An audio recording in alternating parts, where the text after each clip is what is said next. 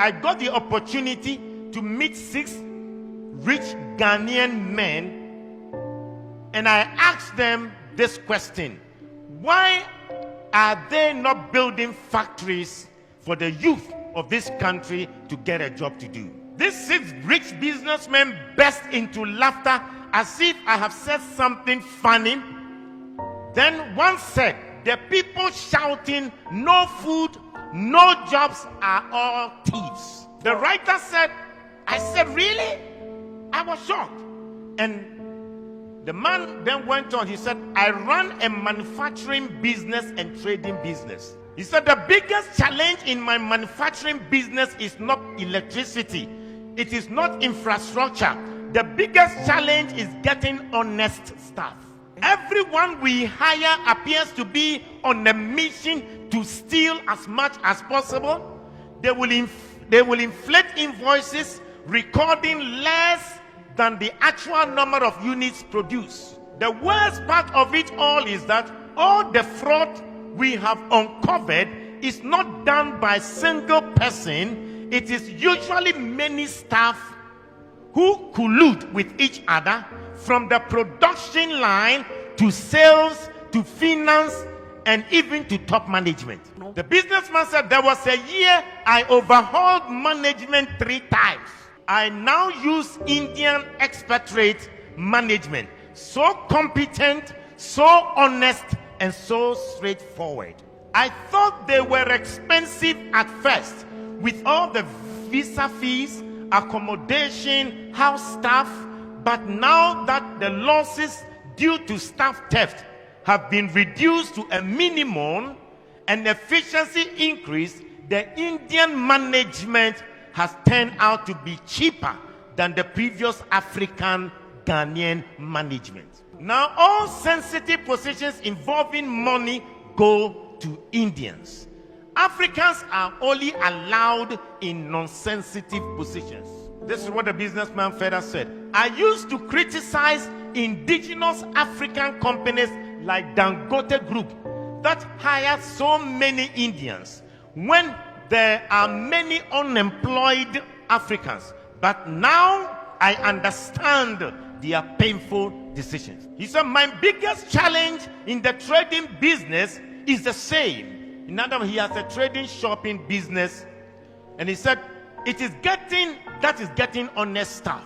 The form of trading occurs in open market and involves staff having access to huge sums of money running into few millions. I know how much I pay to security companies to provide the escort for the staff, not to prevent robbery, but to ensure that the staff will go straight to the bank and will not run away with the money. This money spent on security companies is even enough to be declared as profit. He said we have to spend a CCTV, biometric scanners, and other things that wouldn't be needed if the staff weren't looking for opportunity to steal. He said it got so bad at a point that my own criteria for employing a staff was no longer competence or certificate, but honesty.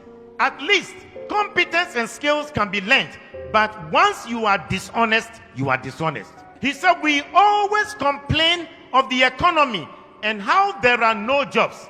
I know people abroad who would have loved to set up job creating businesses in Ghana, but they can't because they can't get a trustworthy person to manage the business. He said, I know people in Ghana with so much money, they want to start factories and other job creating businesses, but they can't because they are occupied elsewhere and they can't get any trustworthy person to run the business. Instead of investing in the real sector and creating jobs, they would rather buy treasury bills and keep their money than opening a business to employ Ghanaians. He said Dangote can open a shop and businesses in every African country in this world, but the problem is that they can't find good people and honest people to manage. He said their biggest problem is top government officials, the dishonesty between government officials that is preventing Africa to become better.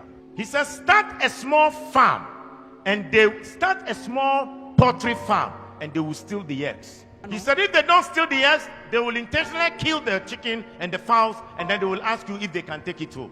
That's an entertainment center or a game center, and then the money will go into the pockets of the workers. He said the day the sales will go very high, that is when the business owner is there himself. He said they forget that they are eating your money, but they are also eating their future. Buy a car and let somebody run it as a taxi, and then they will finish you. Start a restaurant and the people will take half of the foodstuffs into their house for food. He said even the small business shops, the small kiosks in town people will still find a way to steal from the shop owners. The worst thing that happens is that they will make this code that that every person eats from where he works. They will justify the stealing. He said, I usually say the reason most Ghanaians haven't stolen billions of money is that they haven't gotten the opportunity. How can a businessman say that he managed his company and the Ghanaians he employed were running down the company? And they would rather prefer Indians to be top managers. And these Indians are managers that they are honest, they are straightforward. The Indians are not Christians, but most companies in Africa have trusted them because they can run their companies very well. 70% of the population are Christians here in Ghana. 17% or 16% are Muslim. You put that together, over 92% of the people in Ghana are religious. So you ask yourself the question, what is the use of going to church? What is the use of their being religious? And yet Hindus who are not Christians are more straightforward and honest to sustain a business than the people who come to church on a Sunday. We are our own enemies. The businessman said, you wonder why there are no jobs? The people you meet them on the streets, if they are asking for jobs, you employ them today. Tomorrow they will run your company down. You employ members from your church and they will destroy your business for you. We are the Judases, betraying one another. We are our own. We are. Wow.